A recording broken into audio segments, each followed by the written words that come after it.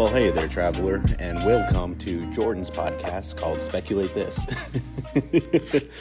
This is Tal coming at you live, and we're here to talk about some potential speculative evolution. But first and foremost, Jordan, how are you doing today? Doing pretty good. How you doing?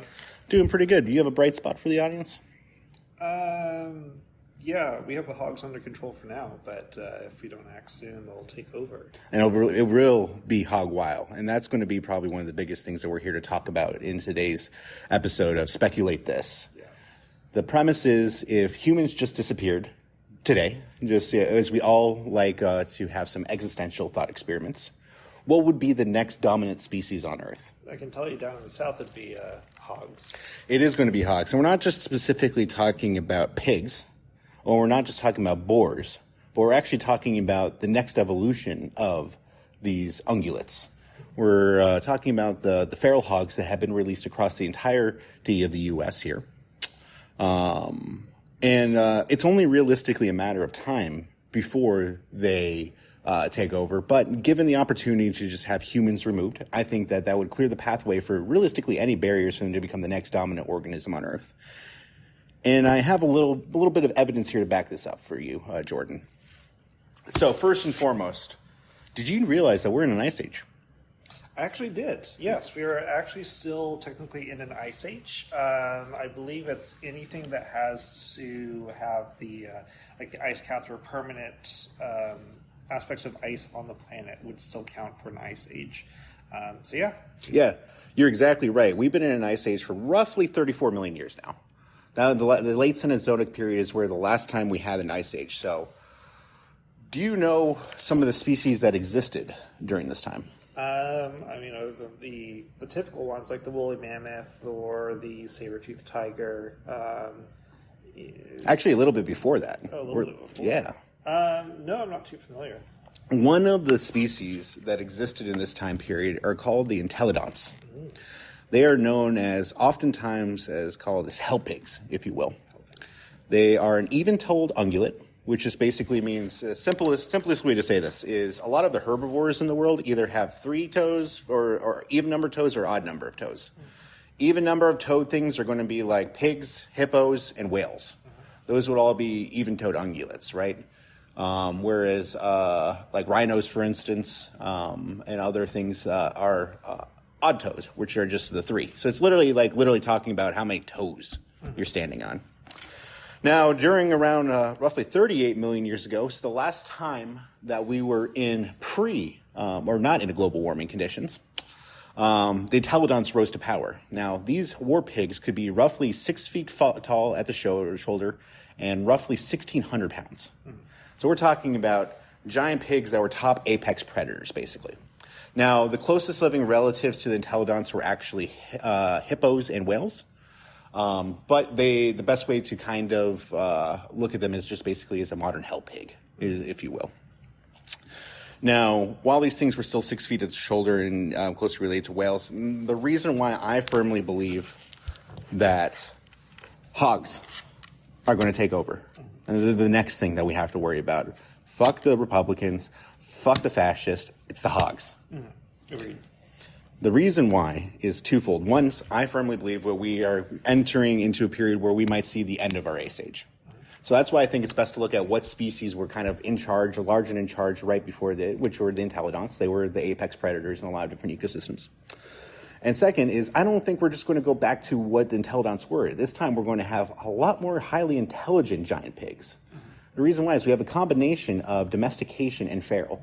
We have the best of both worlds. Hannah Montana warned us about this in her recent special, that when you combined the intelligence and the savviness of the human world of a domesticated animal with its wild compatriots, I mean, we're going to eventually have pigs here that are able to navigate the World Wide Web and just fundamentally wreak havoc on any ecosystem we have. We think we are polluters. Wait until the pigs come across. Oh, absolutely. No, the pigs are environmental terrorists at this point. Like, the amount of damage that they do to other organisms and plants is If we talk in modern day economic terms, I don't know the exact number, but they cause significant amount of damage to like farmland and different economic. And they eat everything. They eat everything, and they attack everything. And you see clips out of like Texas and Arkansas with people with like full on machine guns just and a helicopter. And a helicopter too. They're chopping them down because that's what's required to take care of these things.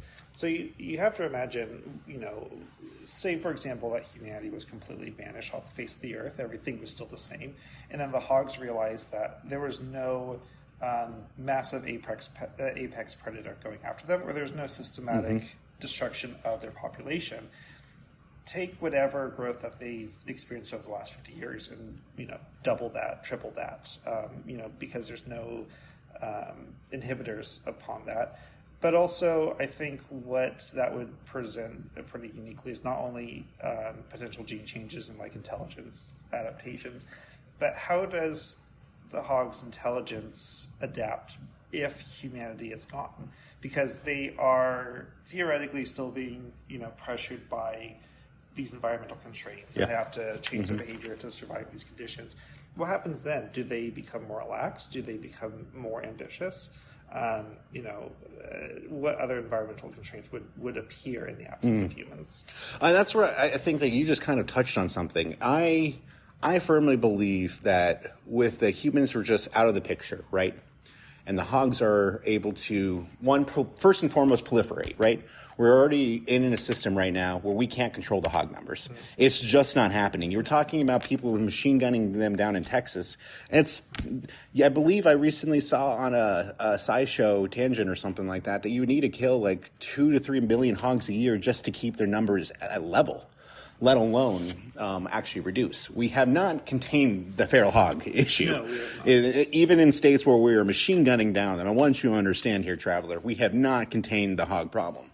So you remove the apex predator and the only thing currently keeping these populations realistically in check.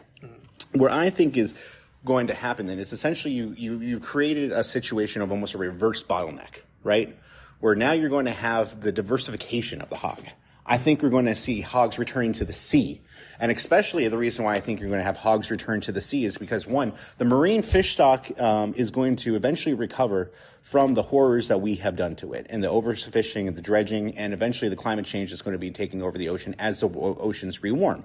This is going to create new environmental niches that are going to need to be filled by different creatures, right? We've seen this after every mass extinction event happens, right? New niches are filled, and anytime you get global changes and everything like that. Heck, we've even seen in the even-toed ungulate family history, mammal returning to the ocean, in the cetaceans, the whales, the goddamn whales. So my first prediction with this is after the humans have been removed, one of the first places you will see pigs diversify into is semi-aquatic states. This will help them also navigate and colonize the rest of the world. Because I eventually think there's going to be a genocide of the feral hogs against other species of boar that exist in the wild. Like I think eventually when these feral hogs adapt and have made their way across whatever land bridge or ocean eventually reconnects us back to the European and Asian continents, we're going to see a mass slaughter of any kind of indigenous species of hog, similar to where we potentially saw with humans and Neanderthals.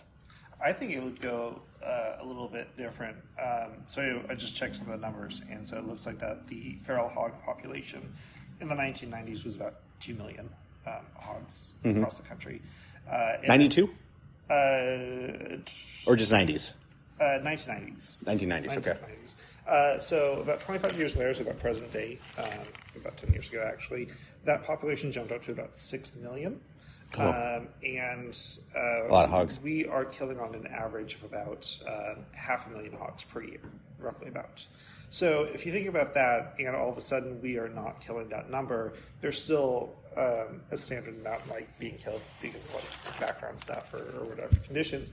That population is jumping up significantly. You have a massive population boom, a short environmental like food source for these guys, and they're all kind of fighting over resources, and you kind of collapse different economies and or ecologies and all that stuff. I think what happens first is there becomes a massive civil war between the hogs in the United States first. Ooh, hog-based war. I think it's hog-based war first in North America. There's a mass die-off, there's a mass reallocation of resources, and then once that stabilizes, once they get their population system under control, then that's when they start to expand out, whether to evolve into different forms like a water-based hog or something like that, or...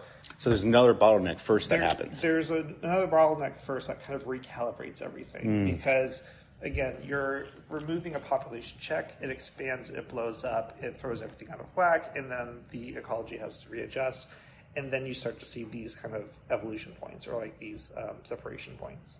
Now, I guess one natural question is these hogs are going to be existing in primarily what is known as the United States currently, right? Okay. Now, obviously, post-humans, it's not in the United States no more. No. It's just going back to Hoglandia or whatever they want to call it, right? Yep, Florida's salty there. Yeah.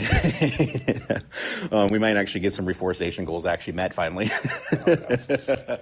Do any of the hogs use any of the human-based infrastructure to their advantage in this war? I would like to think so. I would like to think that there is a little bit of curiosity that they would try to go to places where they normally could not have gone before. I do like the idea of hogs going through abandoned in and out drive-thrus, trying to figure out how to get inside.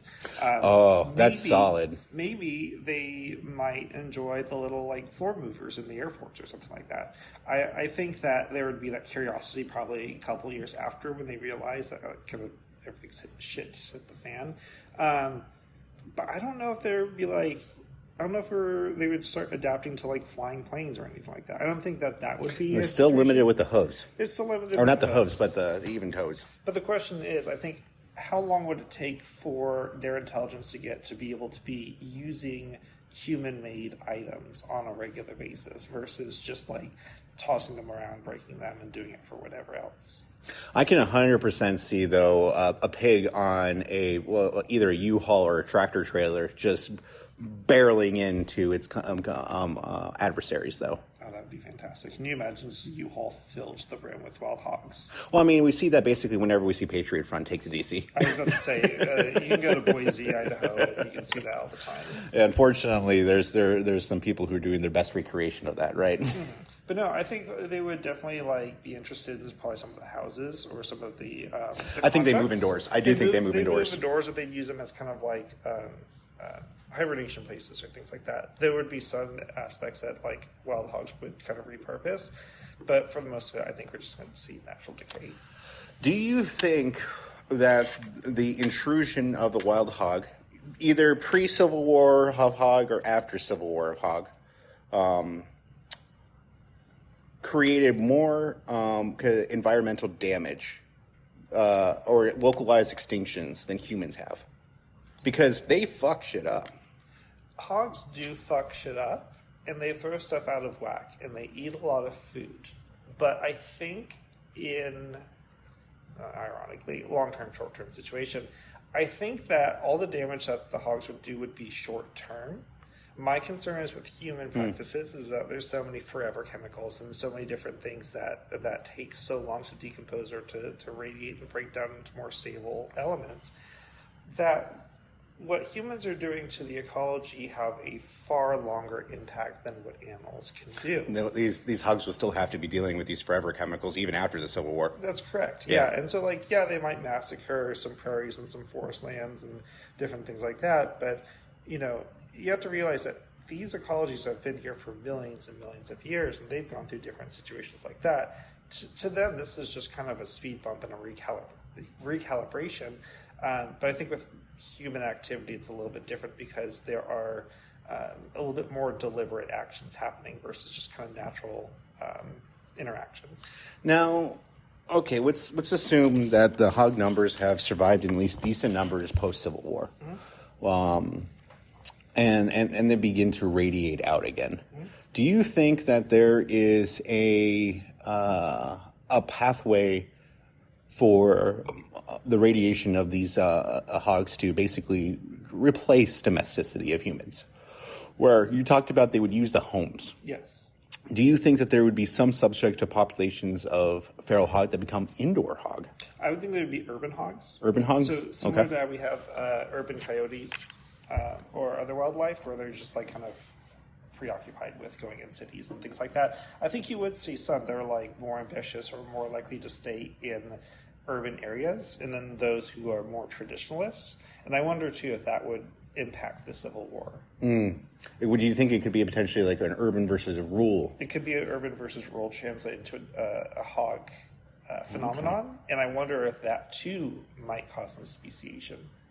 So, so almost like kind of what we see going on. I'm just thinking, doing a parallel of like what we have like in Myanmar right now, or what happened in Syria. Kind of this urban versus, or realistic Ukraine right now, right? Yeah. You see a huge difference between the urban centers of population versus what a lot of the fighting in the rural areas, right? Correct. I think you're not seeing them in civil wars though. These are still, I guess, the Ukraine one's a little bit harder because it's an external conflict versus the Myanmar one or Syrian civil war, which was more. An actual civil war. That is correct, yeah. But yeah, I wonder if that would also play into a role, or if they would just kind of keep away from each other. It kind of depends on how they interact at the first part there, but it would be very interesting to see how urban hogs develop in the long run. I guess with the intentionality of how intelligent hogs are. At what point do you think they cross the Rubicon, quote unquote, if you say, and start memorializing their dead? I think they do it now. Oh, I mean, if you think about like what other animals behave, like elephants are a great example. Is that they memorialize their dead and they mourn them and remember them and everything. I think that hogs do at some capacity, but maybe on a smaller scale that we are not identifying immediately. But I think that as they become a more dominant species, that might be something that's a little bit more pronounced. I don't know if they're going to be holding like mass funerals for their civil war. I think that would be kind of a interesting thought to kind of reflect on. But again, are they just shoving the bodies in the graves, or are they holding pyres of fire? They might just be kind of like leaving them or eating them. Is it kind of cannibalism? Could be. I think you break into like different groups. Maybe some that would eat and some that would not. But like they are life, they were raised in families and they have parents too, kind of like with humans. And so I don't think it would be too wild to imagine that they would have like funeral rites for their own kind. I just know that, especially when I'm looking at warfare in the animal kingdom that are non-human. Like we have currently a chimpanzee war happening right now, right? And they are first and foremost brutal, right? Yes. I think that I guess when we're thinking about this hog-based civil war, what do you think is going to be the determining factor for eventually, we've kind of made it into a rural versus urban, relative side versus side here. What's going to be the ultimate deciding factor in which hogs get to survive and are ultimately the victors of this? I think it's going to be a resource war. Resource war? I think it's purely going to be resource war because, again, you can brute force and attack and stuff like that, but whoever's going to have access to the resources long term, that's who's going to survive too. If you can corner all the urban hogs in the one area and just say like, hey, there's no natural food growing in this area, there's no sort of like support systems for these hogs there, things kind of fall apart. So it's going to be kind of like claiming territory and claiming their area and saying like, this is our zone, that we're gonna have this, we're gonna survive here. And if you can find a little pocket and like have your resources, you're more likely to survive versus if you are facing like 5 different hog tribes and just like fighting over a little bit of land that like dies after being trampled on. Both of you aren't going to survive in the long term. So I like that. I like that a lot. Especially I'm not going to lie, as someone who's a big fan of Studio Ghibli, and when I think of boar tribes, I instantly go to Princess Mononoke. And I think I personally enjoy that ideology of like these giant pigs that are commanding armies of smaller pigs. Like even with the unspoken horrors that happen in that, literally what happens in the movie itself and what we're talking about here in our hog civil war, there is something very quintessential and wholesome, in my opinion, about a giant boar, feral hog. Which, first and foremost, y'all need to look up at the size of some of these fucking... We're not talking about even just an American pig. No, they are fucking huge. Yeah, and they're dangerous to sell. Oh, my God. They're just going to take over. I mean, again, they're like seeing them how they outsmart traps. Yeah. How they're able to find food in places that we would consider ecological food deserts, and being able to take adaptability. And ultimately, that's why I really do think that hogs are going to be the next or at least the next immediate ones to take over the most common species radiation after humans leave. I believe that. They're pretty brutal. I think that there could be an outside chance of the raccoons. One, they do have a solid intelligence and they have the hands. That's a huge thing, is having the hands, right? That's a big advantage over specifically the hogs. 100%. So I can see that, one of the impacts that might happen into the Civil War is actually depending if the urban or the rural hogs are able to ally themselves with the raccoons. I do think that gives an intrinsic advantage to the urban base, because the urban hogs are going to have access to potentially treaties with the raccoons. And now you're talking about having hogs that are potentially armed and weaponized by the little fingers of raccoons. And I think that could be a game changer. If we were going to get into this, we might get into a full arms race between deploying rabbits to overeat a certain area, or maybe like we try to do in Australia. Yeah, something like that, or maybe teaming up with the crows to do aerial bombardments too. Oh, I didn't even consider that we could have the return of literally avian dinosaurs to their maybe a larger role. So that could be another thing too. Is just as the ecology changes, maybe there's different sides that start to come up, and maybe different organisms start to work together or oppose each other, and then you break out into a full-on war. Now, is there any other species besides corvids, raccoons, and hogs that you think have a chance of really being immediate impact players in this potential civil war? Worms. Oh, I mean, that might be like a whole different episode too. I don't know if we can get into first and foremost, if we get the Mongolian death worm over here, that's a game changer. Yeah. We're getting now cryptid powers, right? But on top of the fact that if we just get to the fact that first and foremost, worms are already one of the most successful invaders. There was no natural earthworms in comparison to like what we have here in the U.S. before colonialism in the United States as is, and look at what they've done. Yeah. You can't go play in the dirt anywhere without seeing the worms. Exactly, they're all over the place. Even where we live here, right? You go after a rain, you go walk on the concrete, and all of a sudden you're committing mass murder just trying to walk through. Yeah, no, they like to be up on the surface too whenever it's too much water. So, but I mean, and also too, worms can be pretty smart. Like they can, do a lot of ecological change too. And so while they're not very apparent or they're not causing a lot of physical harm like hogs are, like they could do the long-term work. They could do the work. I can see. I think that, first and foremost, worms have been around here forever. So, well, I don't know how humans are actually going to go out there, Jordan, but I do know one thing. The hog menace is real. The hog menace is real. Yes, I agree with that. They're going to be outliving all of us. Well, Traveler, thank you for joining us on an episode of Speculate This. I think that's what we're going to call it, but we'll see if we end up actually calling it that. Other than that, you are loved and you are enough.